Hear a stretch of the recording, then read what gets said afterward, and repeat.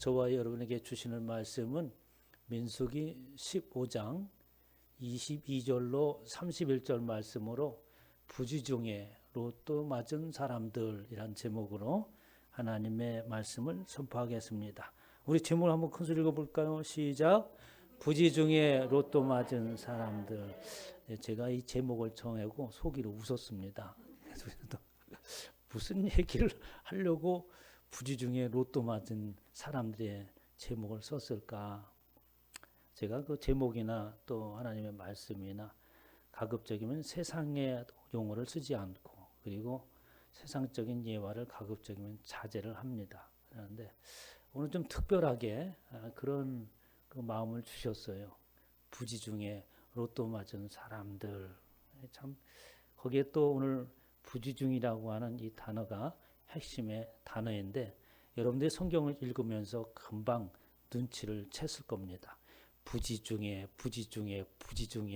계속해서 나오는데 8번씩이나 언급됐더라고요.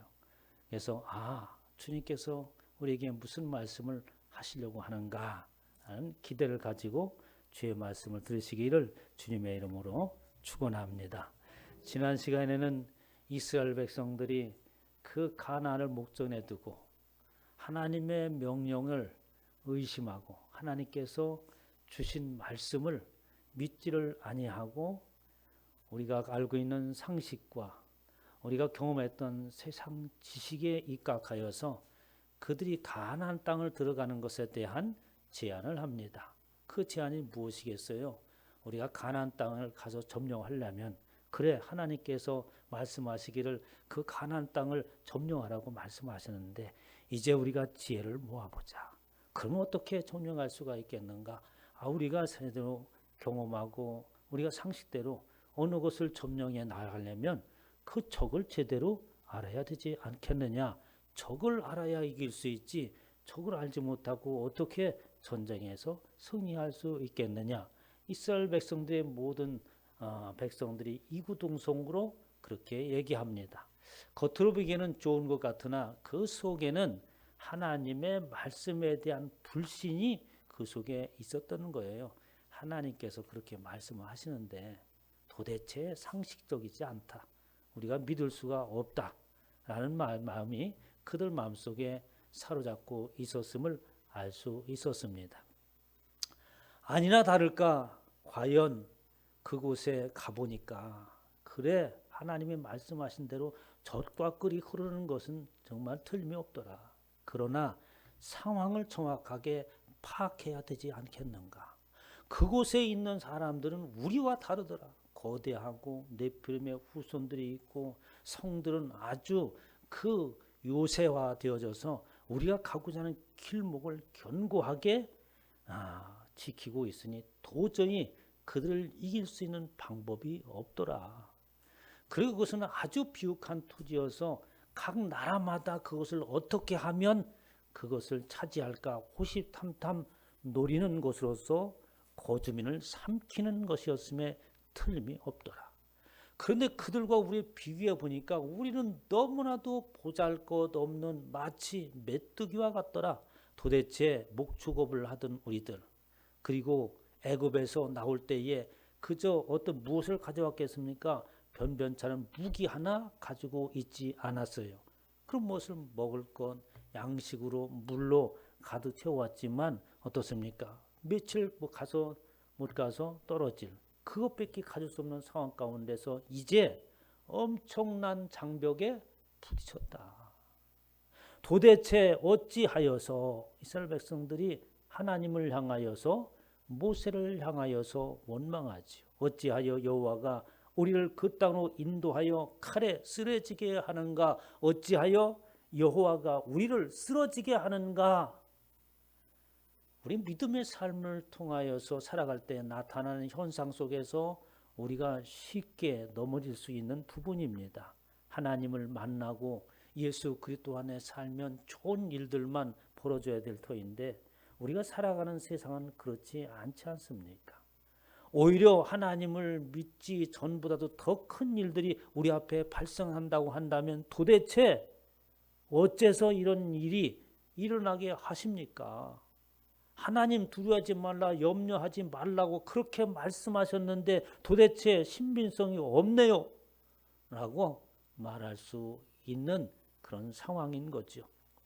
그러나 하나님께서는 이스라엘 백성들을 결코 좌시하지 아니하고 그들이 멸망의 길로 어찌하여 우리를 그 땅으로 인도해 칼에 쓰러지게 하는가라는 말들처럼 이스라엘 백성들이 그곳에 쓰러지게 하시고자 하시는 것이 아니었습니다. 하나님의 백성으로 삼고 하나님의 뜻을 이뤄나가를 존귀한 하나님의 자녀로 삼기 위함이 마찬가지인 것이죠.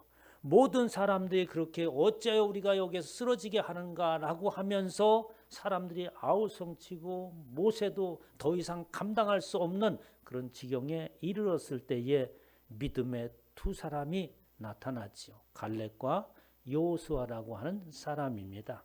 하나님의 역사는 믿음의 사람의 반응을 가지고 하나님께서 역전을 시키시는 것이 성경에는 모든 내용들이에요. 우리의 삶도 역시 마찬가지인 것이죠. 우리의 현실 가운데 나타난 그것은 무엇으로 극복할 수 있습니까? 믿음이라고 하는 그것이 내 앞에 견고하게 서고 믿음으로 밀고 나갈 때에 하나님께서 역전시킨다는 말씀이에요. 그래서 갈렙을 통하여서 하나님께서 이스라엘 백성들로 하여금 가나안 땅에 도착하게 되는데 그 여분네 아들 갈렙에 대해서 신명기 1장 36절에 이렇게 말씀하고 있습니다. 오직 여분네 아들 갈렙은 그가 모든 사람들이 이거는 불가능한 것이다. 이거는 우리가 하나님이 우리를 여기에서 죽게 만드는 것이다 라고 이야기할 때에 그 갈렙은 온전히 여호와께 순종하였다 라고 이렇게 증언하고 있습니다. 그러면 순종하였다라고 하는 의미가 뭐냐? 말레라고 하는 단어로서 순종하다. 그렇습니다. 그냥 예 알겠습니다. 이렇게 하는 것이 아니라 순종하게 하는 내용이 그 안에 있었던 거예요. 무슨 내용입니까? 순종하다고 하는 말레의 히브리어 뜻대로 뭔가로 가득 채워졌다. 뭔가로 충만하다. 그리고 봉헌되었다라는 의미를 가지고 있는 것처럼 갈렙이라고 하는 사람은 하나님으로 인하여서 충만했다고 하는 거예요. 하나님의 영으로 인하여서 충만하고 그리고 하나님의 사람으로서 자신은 어떻게 하나님 앞에 드려진 바 되어진 자요. 이제는 나는 나됨은 이제 내가 아니고 하나님의 것으로서 세상을 살아간다고 하는 고백이 그의 삶 가운데 있었다는 말씀입니다. 이 말씀과 오늘 본문의 말씀이 부지중해라고 하는 말과 연결이 되어지는데 잘 들어보시기 바랍니다. 이렇게 이스라엘 백성들이 어떻게 합니까? 하나님의 말씀에 불순종함으로 인하여서 그들은 그 땅에 모두가 다 들어가지를 못하죠. 14장 34절 35절에 보면 너희는 그 땅을 정탐한 날수인 40일의 하루를 1년으로 쳐서 그 40년간 너희의 죄악을 담당할지니 라고 하면서 그곳에서 다시 광야로 돌아와서 40년 동안 광야 생활을 하게 됩니다. 나 여호와가 말하거니와 모여 나를 거역하는 이 악한 온 회중에게 내가 반드시 이같이 행하리니 그들이 광야에서 소멸되어 거기서 죽으리라 라고 하나님께서 말씀을 하십니다. 그리고 나자 모든 사람들은 통곡을 하죠. 아, 우리가 이렇게 큰 실수를 하였구나 라고 통곡을 합니다. 그렇지만 그들이 한 가지 빼르는 것이 있어요. 뭐냐면 하나님의 말씀을 그대로 따르느냐 안 따르느냐 하는 문제가 아닙니다. 그들의 마음을 무엇에 사로잡혀 있는가? 그들의 마음속에 무엇이 가득 차 있는가? 그들의 생각과 행동을 유발하는 그 속에 담겨 있는 것이 무엇인가라고 하는 것이 중요한 것임을 이스라엘 백성들은 알지 못하죠. 그래 하나님께서 가나안 땅을 향해서 올라가라고 했으니 우리가 올라가자라고 하면서 가나안 땅을 향해서 올라갑니다. 그런데 모세가 말리죠. 아니 그렇게 하지 마라. 하나님께서 올라가라고 명령하신 일이 없다라고 하면서 14장 40절에 말합니다. 아침에 일찍 일어나 산 꼭대기로 올라가며 이르되 보소서 우리가 여기 있나이다. 우리가 여호와께서 허락하신 곳으로 올라가리니 우리가 범죄하였나이다 라고 하면서 그들은 겉으로 들려지는 말 단어에 집중하고 하나님께서 올라가라는 것을 우리가 안 가서 그렇구나 라는 것으로 생각을 하고 어떻게 가나안 땅에서 스스로 이스라엘 백성들이 올라가려고 합니다. 그러면 그렇지 이렇게 순종해서 올라가야지 라고 하면서 모세가 찬성을 했어야 됨에도 불구하고 모세는 그것을 말리는 거예요. 41절에 모세가 이르되 너희가 어찌하여 이제 여호와의 명령을 범하느냐 이 일이 형통하지 못하리라 라고 하십니다. 그리고 여호와께서 너희 중에 계시지 아니한다라고 말씀하는 거예요. 하나님께서 그들 가운데 있다가 살았다 있다 살았다 그런 것이 아니라 하나님은 이미 그들 가운데 들어가 계시기를 원하셨습니다. 그런데 하나님께서 들어가 계시기를 원하시는데 그냥 무작정 하나님께서 그들과 함께 하는 것이 아니죠. 예수님께서 그렇게 표현하신 것처럼 문 밖에서 두드리시는 분이 하나님의 우리의 의사를 묻습니다. 너희가 당연히 나와 함께 하는 것이 가장 귀한 것이고 인생의 본질적인 것인데 내가 들어가야 되지 않겠느냐라고 하면서 하나님께서 우리의 마음을 두드리시죠. 예수 그리스도께서 십자가를 지셨을 때에도 내가 너희 죄를 위해서 십자가에 들어가셨으니 이제 너희는 나를 받아들이고 내가 그 안에 들어가겠다라고 일방적으로 말씀하시는 것이 아니라 십자가를 지시고 모든 죄를 대속하셨음에도 불구하고 여전히 저와 여러분의 마음의 문을 두드리시는 거예요. 우리는 늘 어떠한 상황이 있더라도 마음의 문이 닫히지 않기를 주님에 축원합니다. 우리는 여러 상황 가운데 마음의 문이 닫힐 때가 많이 있잖아요. 그때마다 믿음으로 이기시고 주를 향하여 마음의 문을 여시기를 주님의 이름으로 축복합니다. 여호와 하나님이 그곳에 계신 것이 아니에요. 그것은 하나님께서 들어갔다 나왔다 하는 것이 아니라 이스라엘 백성들의 하나님으로 가득 채워지지 아니하였고 하나님의 말씀으로 충만하고 하나님의 영으로 충만하지 않은 상황을 말하고 있는 겁니다. 그것을 지적하고 있는 것이죠. 그렇잖아. 그래도 이스라엘 백성들은 모세의 말을 무시하고 가나안 땅을 향해서 나갔다가 아니나 다를까 오히려 패하고 돌아옵니다. 그 뒤에 이에 15장에 하나님께서 가나안 땅에 들어갔거들랑 이렇게 하나님 앞에 예물을 드리고 제사하고 이것을 지켜라 라는 말씀이 15장에 있는 말씀이에요. 그 가운데 오늘 본 말씀 22절 23절에 있는 말씀을 보면 우리가 주목해야 될 말씀이 있어요.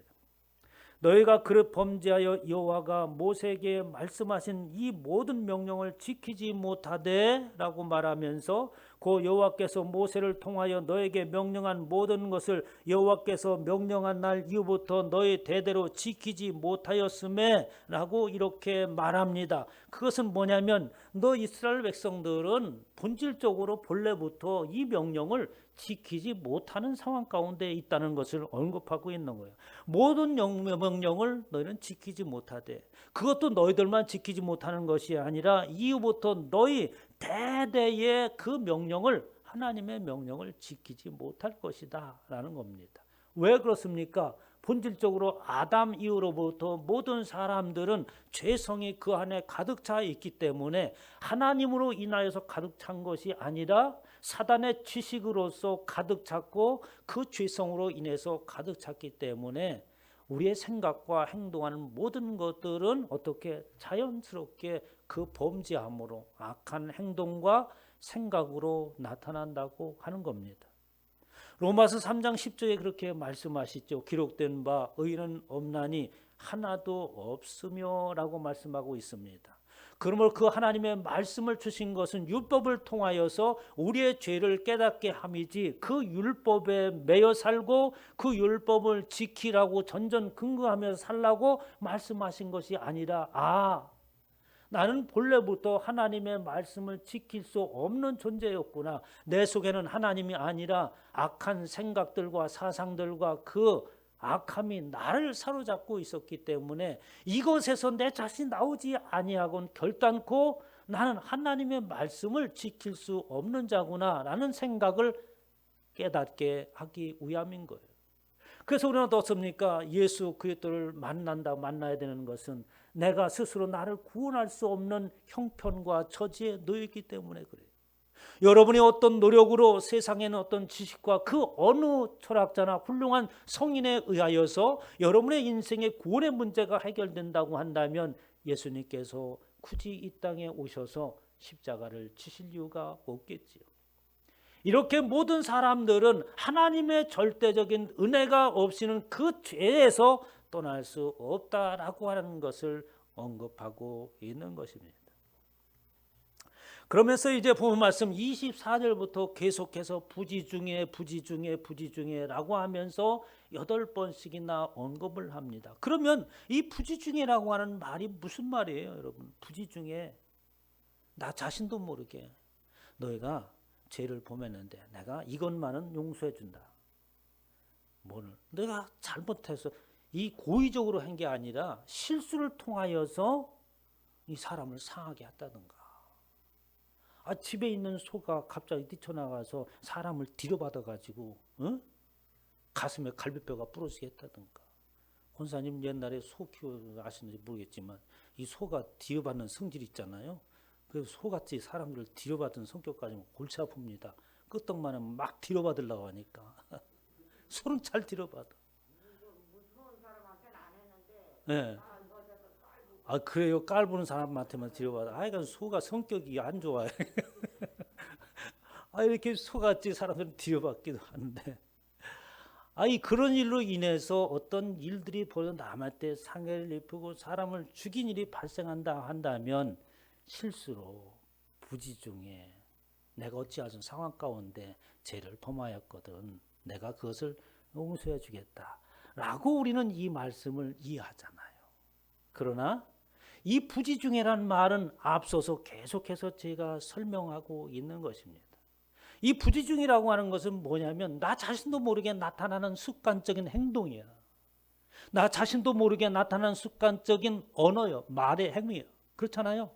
그러면 우리가 습관적으로 나 자신도 모르게 나타나는 행동들을 내가 고의적인 것이 아니라 어떻게 하다 보니까 그런 일들이 일어났어. 제가 왜 오늘 본 말씀에 부지 중에 로또 맞은 사람들이라고 얘기했습니까? 제가 이 로또 맞은 사람들을 쫙 검색을 쫙 해봤어요. 어떤 사람이 어떻게 하면 로또를 맞는가. 그래가지고 저도 로또 맞는 법을 한번 배워보려고 검사를 했더니 신기한 것 하나 발견할 수 있더라고요.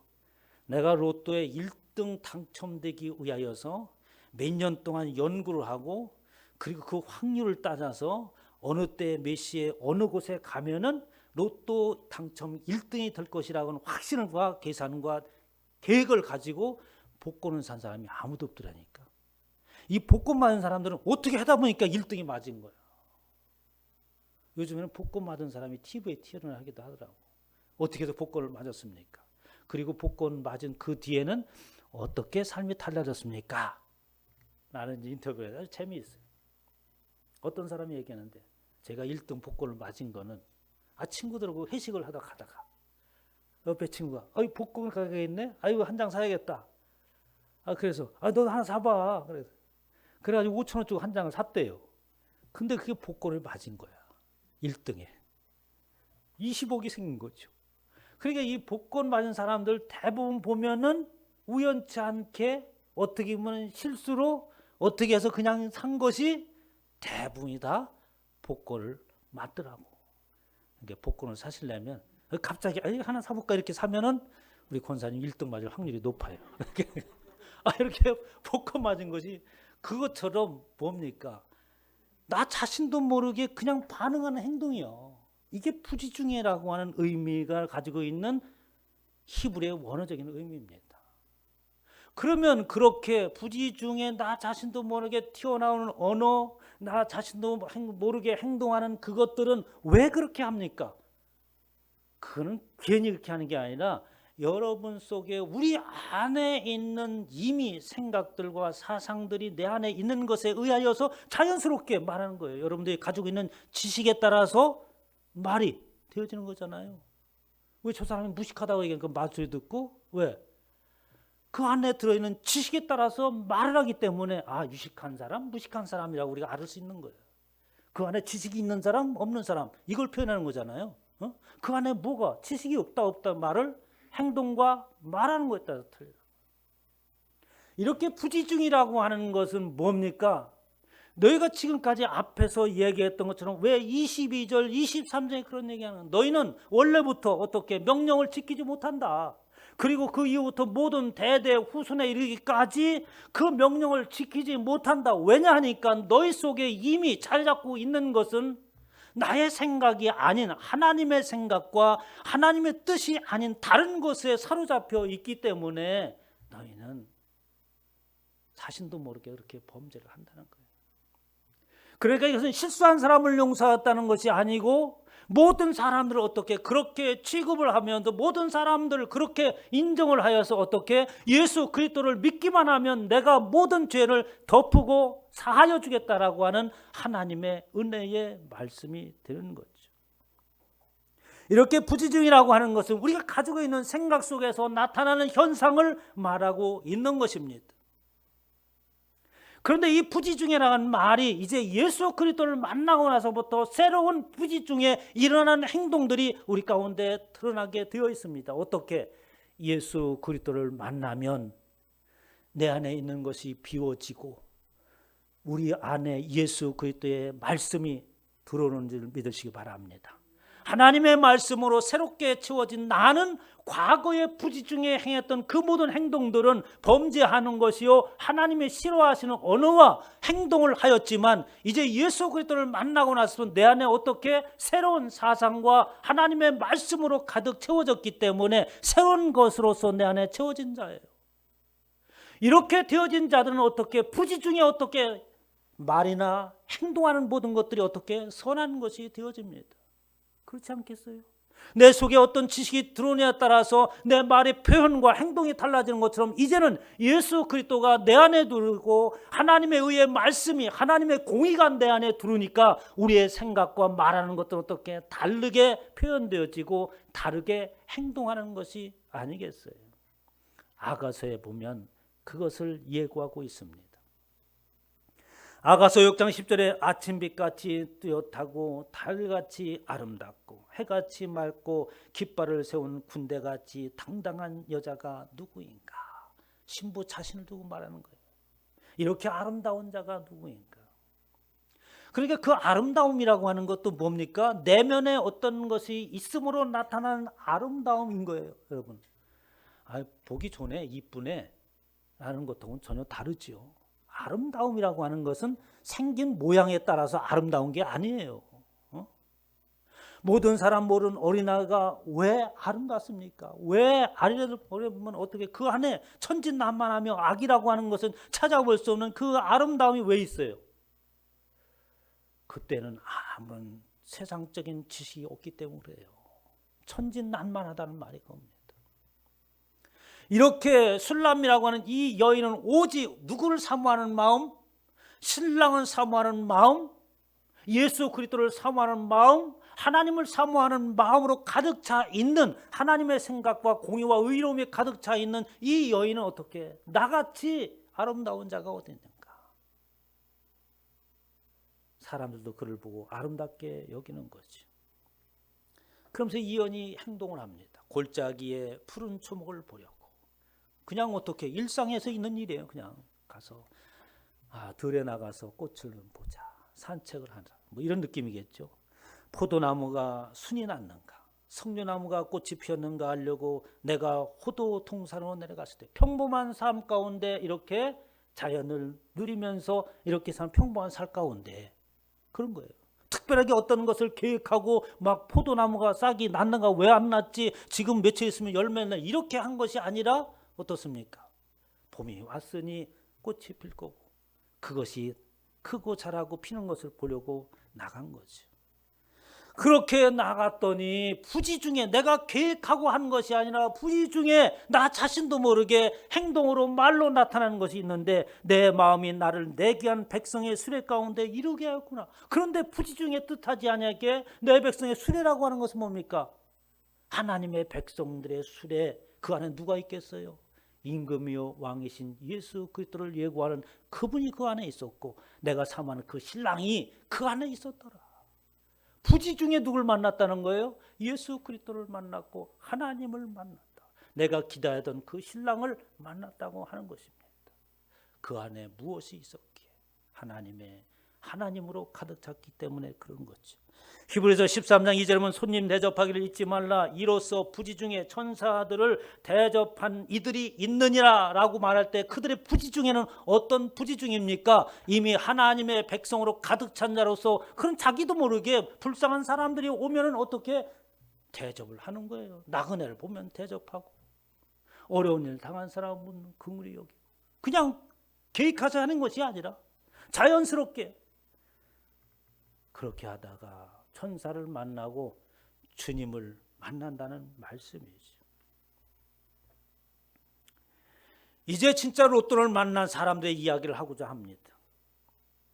임금이 이야기를 하는 내용이 마태복음 25장 31절에 예수님께서 비유로 말씀을 하십니다.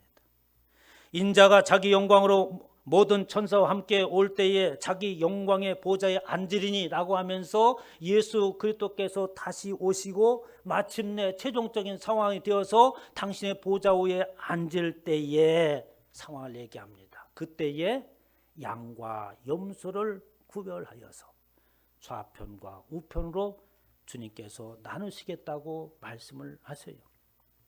그렇게 좌편과 우편으로 나누는데 그 뒤에 얘기가 참 신기한 얘기를 하고 있습니다. 여러분, 좌편에 있는 사람은 염소라니까 좋은 사람들이에요? 악한 사람들이에요? 에? 별로 안 좋은 사람들이겠죠. 우편에 있는 사람들은 양과 같다고 했으니까 어떻게? 선한 일을 많이 하고 순종해서 삶은 삶. 뭐 이렇게 우리가 생각을 할 수 있지 않습니까? 그때에 임금이 그 오른편에 있는 자들에게 이르시되 그때에 양과 염소를 갈라놓듯이 갈라놓으시고 그 오른편에 있는 자들에게 임금이 그 당신 예수 그리스도겠지요. 그들에게 얘기합니다. 내 아버지께 복을 받을 자들이요 나와 창세로부터 너희를 위하여 예비된 나라를 상속받으라. 엄청난 하나님의 축복의 말씀을 하시는 거예요. 내 아버지 하나님께 복을 받을 자들이다. 창세로부터 태초부터 하나님께서 계획하신 너희들 위하여 예배되어진 그 나라를 상속받으라 라고 말씀을 하시는 거예요. 우편에 앉았던 사람들의 반응이 어떻겠습니까? 여러분 우편에 앉았다면 그러면 그렇지 나같이 세상에서 이렇게 잘 믿고 이렇게 열심히 신앙생활하고 충성하는데 당연히 우편에 앉아있고 그리고 아버지께서 주시고자 하는 그 복을 주시고 하나님께서 예배하신 그 창세에 예배한 나라를 내가 상속함이 너무나도 당연하다 할렐루야라고 박수를 쳤겠어요? 그들의 반응이 아니 왜요? 제가 그럴 만한 자격이 있습니까? 이렇게 반응하는 거예요. 그러면 그 우편에 있는 사람들이 그렇게 의아하게 생각하고 내가 그럴 만한 상을 받을 자인가? 라고 하면서 신앙생활할 때 그냥 그렇게 뭐 흐지부지 신앙생활하고 열심히 내지 않은 내가 나였는데 이래서 지금 놀라는 거겠습니까? 아니. 그 안에 각색의 사람들이 나름대로 열심히 했던 사람들도 있지만 그들은 말합니다. 내가 이러한 하나님의 은혜를 받을 자격이 있는가? 제가 왜 어떻게 해서 이런 상을 받게 되었습니까? 저와 이런 모두가 다 그 우편에서 하나님의 놀라운 축복을 받는 대상이 되겠죠. 그렇게 우편에 서는 사람들이 질문을 합니다. 주여 우리가 어느 때에 당신의 줄이신 것을 보고 목마를 때에 먹을 마실 것을 갖다 주고 나그네 되었을 때 영접하였고 벌벗었을 때 옷을 갖다 주었습니까? 병드신 것이나 옥에 갇힌 것이나 언제 도대체 우리가 주님께서 말씀한 대로 한 적이 있습니까? 아무리 생각을 해봐도 나는 그렇게 한 적이 없고 지금 내가 우편으로 갈라졌던 그 자체도 이해할 수 없는 뜻밖의 행운입니다. 라고 말하고 있는 거예요. 그때 주님께서 말씀을 하십니다. 그래, 너희는 정말 엄청난 일을 했다. 많은 사람들을 전도하고 많은 헌물을 드렸고 충성으로 헌신하여서 내가 너희를 특별히 우측에 앉았으니 내가 지금까지 한 일을 낱낱이 지금 다 하나님께서 그렇게 말씀하셨겠어요? 그것을 기대하는 분도 없잖아 있을 겁니다. 그러나 임금이 대답하여 이르되 내가 진실로 너에게 이르노니 너희가 여기 네 형제 중에 지극히 작은 자 하나에게 한 것이 곧 내게 한 것이라. 지극히 작은 자라는 것을 다른 말로 표현하면 아주 미미하고 지극히 작은 일, 그 일을 행한 것, 그것이 곧 나에게 나를 위해서, 나를 염려하고 하나님의 뜻을 위해서 행한 것이다. 그러니까 우리가 행하는 이 땅에 행한 하나님을 위하여서 하나님의 백성으로 어떤 위대한 일을 한 것이 아니라 우리 속에 지금 부지 중에 일어나는 내 속에 너희가 하나님이 함께 하시고 그로 인하여서 사는 삶을 통하여서 그렇게 자연스럽게 선한 행동과 말이 우러나오는 그 모든 삶, 그렇게 대단하지 않고 위대하게 보여지는 그 어떤 공적을 세운 것이 아니라 그 안에 예수 그리스도로 하나님으로 가득 채워져 있는 삶을 살고 있어서 그로 인해서 나타난 그 작은 미세한 그런 일들, 겉으로 보기에는 외적으로 큰 공적이 아니지만 그렇게 예수 그리스도의 마음에서 살고 그분을 염려하면서 예수를 때는 믿는다고 하는 사람들이 뭡니까? 세상을 근심하는 것이 아니라 하나님의 일을 염려하여서 근심하잖아요. 거룩한 근심과 염려를 가지고 있는 것이 저와 여러분이라고 말할 수 있는 거죠. 예수님께서 마리아의 집에 도착합니다. 나사로의 오라버니가 죽었다 살아난 그 집이죠. 예수님께서 가시자 사람들이 얼마나 기뻐요. 축제가 아니겠어요. 누가복음 10장 41절 주께서 대답하였을 때 마르다야 마르다야 내가 많은 일로 염려하고 근심한다 라고 말합니다. 마리아는 예수님이 오시자 그 예수님을 영접하고 그 발밑에서 그 주위에서 마리아는 떠나지 않는 거예요. 그런데 이 마르다는 바빠. 예수님을 오셨다는데 식사도 맛있는 거 해야 되고 뭘 해야 되고 정신없이 바쁩니다. 아니 예수님이 오히려 마르다를 칭찬해야 되는 거 아니겠습니까?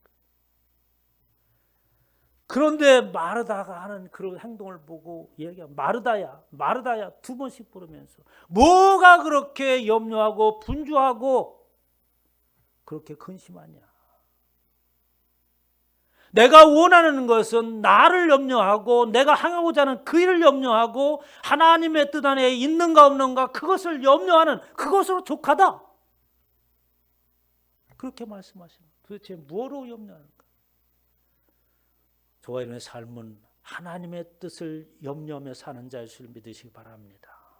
하나님의 뜻을 염려하며 사는 거죠. 이렇게 하나님의 뜻을 염려하다가 우리에게는 어떻게 좋은 일이 생기느냐? 아니에요. 세상 속에서 큰 화를 당하기도 합니다. 제가 이 부지 중에 로또 맞은 사람들이라는 제목을 말씀을 설교를 하려고 할 때에 제가 설교 내용은 그렇잖아요. 성경을 쭉 해서 이어나가는데 참 신기하게 그때 맞는 말씀들이 그냥 쭉 나가는데도 우리가 코로나로 접해서 얼마나 어려움들이 많아요. 코로나 나가서도 여전히 그 후유증이 오래 가더라고. 직장은 직장대로, 사업장은 사업장대로 어찌할 수 없는 상황들이 여러분에 닥쳤습니다. 이런 가운데서 하나님 제가 무슨 말씀을 전해했습니까? 이번에는 좀 특별한 말씀을 주셔야 되지 않겠습니까? 하는 가운데 이 부지중이라는 말씀을 주시더라고요. 저와 여러분들이 예수 그리스도를 믿고 신앙생활을 하면서 때로는 저와 여러분의 생각과 나의 소외적인 생각들과 하나님의 뜻과 여러분의 뜻이 어떻게 행동으로 일치되지 않는 상황들이 사실은 많이 있어요. 아니 왜 목사님이 도대체 이해가 안 가? 왜 이런 때 자꾸 모이라고 해? 왜 이런 때 일을 벌여? 도대체 문제가 크게 발생하는데 다 그렇잖아요. 저도 그런 마음이 있는 겁니다. 왜 이 예배는 자꾸 나오라고 그래? 걸리면 어떻게 하려고, 어떻게 책임지려고? 구상권 어떻게 물어볼까 한번? 그런데 어떻게 했습니까, 여러분들이? 그래도 여러분들이 나왔어요. 제가 하는 말이 옳고 그래서 그런 게 아니다. 목사 최면조 한번 살려주자. 또 하나님의 종이니까 뭐 이렇게 해줘야 되지 않겠어. 그렇게 생각을 했어요. 그리고 억지로 참여하고 세상에 말씀을 1시간 반 동안이나 하고 2시간 예배를 들고 꼭 걸리게 만들었다니까. 근데 여러분 중요한 게 있습니다. 그래 목사의 체면도 살려주고 하나님의 종이니까, 그리고 나는 하나님을 믿는 사람이니까 그래도 기본은 지켜야지 하는 마음들은 어떻게 생긴 거예요? 예수 그리스도를 만난 사람의 부지 중에 나오는 행동이에요. 당연히 죄를 염려하는 거죠. 목사의 책임을 세워줘. 누가 채워줘? 누가 교회에 저 아무도 없다면 어떡해? 이런 생각이 나온 거잖아요, 다. 그런데 여러분 그것이 어떻게 결과가 어떻게 되는지 아십니까? 여러분이 하늘나라의 로또에 당첨을 됐어요. 이렇게 하다 보니까 우리 안에 그것으로 인하여서 핍박이, 그것으로 인하여서 막중한 손해가, 그것으로 인하여서 엄청난 일들이 우리 주위에 벌어졌습니다. 여러분 고의로, 쉽게 말해서 지금 사도 바울처럼 저곳에 가면, 예루살렘 가면 죽습니다, 당신 가지 마세요 라고 할 때 여러분이 그렇게 쳐왔다면 여러분 가겠습니까? 못해. 우리는 눈앞에 개사람 와서 뻔히 이것은 아닌데 라고 어떻게, 그러나 내가 예수 그리스도를 믿는 사람으로서 당연히 가야지, 이렇게 할 수 있는 사람이 있어요? 손해를 막론하고? 못해. 우리는.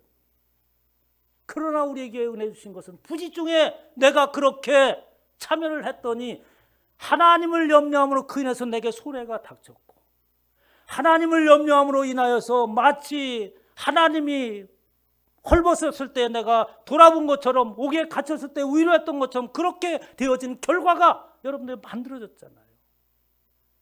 주의를 위해서 내가 이런 큰 희생을 하다니.